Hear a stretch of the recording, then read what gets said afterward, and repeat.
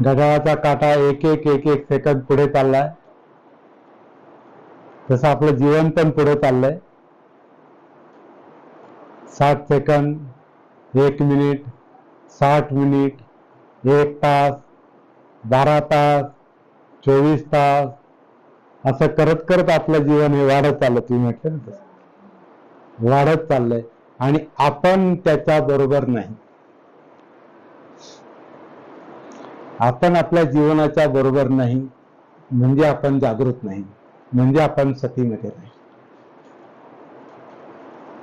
तर हा प्रश्न जर लक्षात येत असेल किंवा घेतला तर मग इथून पुढे मग खरं काम सुरू आहे. कारण हा प्रश्न लक्षात घेणं का गरजेचं आहे. आता सुभाष आल्हाट आम्ही परवा चर्चा करत होतो की आपल्याला आपण आतापर्यंत